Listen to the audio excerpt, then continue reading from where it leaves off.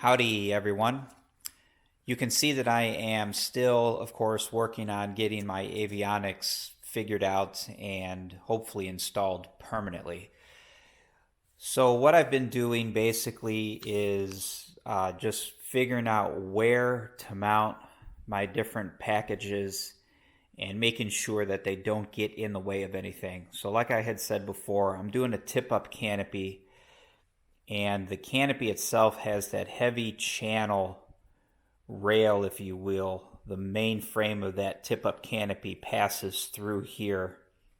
So I wanted to make sure that I don't have equipment, way up in here that's going to ultimately interfere with the canopy. I couldn't imagine having all my stuff in, wired, having this top skin riveted in place, and then I bring the canopy back, put it on it, and can't open it because I've got stuff in the way. So I'm making sure of things like that. It might be a little deceiving right now because I don't have the actual instrument panel in place, but the instrument panel, of course, will sit here. And I've got a bracket there that mounts to the instrument panel, and then I've got these two brackets here that mount to the instrument panel. Of course, that one is supporting the VPX Pro. These two are supporting my backup power supply. This is a TCW backup power supply. I forget which one this is. I think this is the 3 amp hour. They also make, I believe, a 6 amp hour. I just went with the smaller one because right now I only plan on having one item connected to that. And that one item and this 3 amp hour battery pack, this should be able to power that one item for like an hour and a half, something like that. So that's about it for now as far as equipment goes. So I've got, I don't know if I went over this before or not, but I have my transponder here. It's a Trig remote transponder. This is my Trig remote comm. And like I said before, I believe this also incorporates the intercom, backup battery, the VPX Pro, and then this here is all my engine management stuff. And this black box here is, what is that? That is the manifold pressure sensor, which is part of the engine package. So I've been trying to figure out the wiring, which is a huge endeavor, right?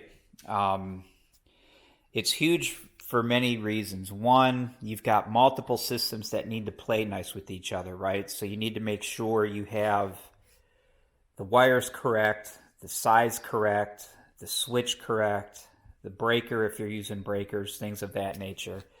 You have to figure out where to run all these wires, who's going to connect to what. It's a little bit different with the VPX Pro. I'm not going to get into all that just yet. So again, just like everything else, right? It's tedious. It's not necessarily difficult, but it's very tedious, and you really got to be on top of your game.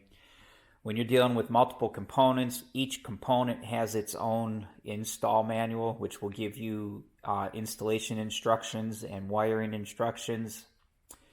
But then for me, since I'm using the VPX Pro, it has its own wiring diagram and instructions, and Vertical Power, the manufacturer of this unit, they have supplemental instructions. So if you're using Vertical Power with a Trig comm radio, Vertical Power website has a supplement that will help you wire those two together. Although in that supplement, they tell you to reference the manual from Trig. So it's little things like that. I'm back and forth between multiple manuals, and they don't always speak the same language, and it can get a little hairy at times. So again, not difficult, it's just tedious. And of course, like I had shown before, I've got the battery, I've got some wiring done now on my PPS. That's another Vertical Power unit. It's called the PPS. It's the primary power supply. This is all your high voltage stuff like I talked before. Of course, you've got your main battery power coming directly into that. And then you've got an output directly to your starter, an output directly to your alternator. And then this is your main power out. And this runs directly into the VPX right here. And then this distributes all of your bus power and different things for everything else. So now I am working on bringing in the wires from each wing. My original plan was to run all the wires through the center tunnel, but there's just going to be so many of them.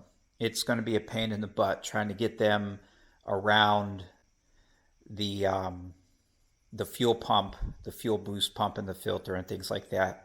Because if you remember, I have that wood enclosure that I had made. Everything's got to fit inside there. It also didn't make a lot of sense in my mind to run wires. If you can imagine,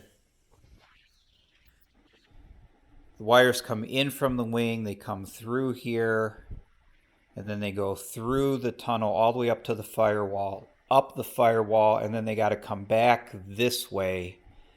If not straight across, they have to go off to the side and then forward and then back to plug into all of these different pieces of equipment. That was just a lot of extra wire and extra weight that I wasn't happy with. So what I've decided to do for now, I'm going to run the wing wires just along this piece of angle here, and then up this first little bulkhead, and then straight across and plug into all my equipment. So you can see this wire here, this comes down, and then it kind of wraps around and it comes underneath this channel and it comes back. I don't know if this will show it very well, but it comes back through here. Let me get on the other side. Sorry about that. So here you might be able to see it a little bit better. So it's going to come down, and then it comes across the bottom here. It goes into the spar, and then out this way to the wing. And I'm going to do that on both sides. I do have some wires that are going to go through the tunnel, because through this center area here, I have my ELT wires. I've got the wiring for the roll servo, things of that nature. That all comes through here. I think I will continue to run those all the way through and up, rather than having them come out of the tunnel and then split them either that way or this way. I think I'll just go ahead and have those few just run up and around. That will be okay. So I've been working on that kind of stuff, and I have also, which you can't see now, I had the instrument panel in place, and I ran my cable, the steel cable for the carburetor heat, to move that flapper on the heat box. I've got that installed, but I had to take all that apart to make wiring easier. So again, a lot going on, a lot to think about. And as I work through it, of course, I'll continue to make some videos and kind of walk through the process a little bit. All right? So I will continue doing what I'm doing. Thanks for stopping by, and I will talk to you guys later.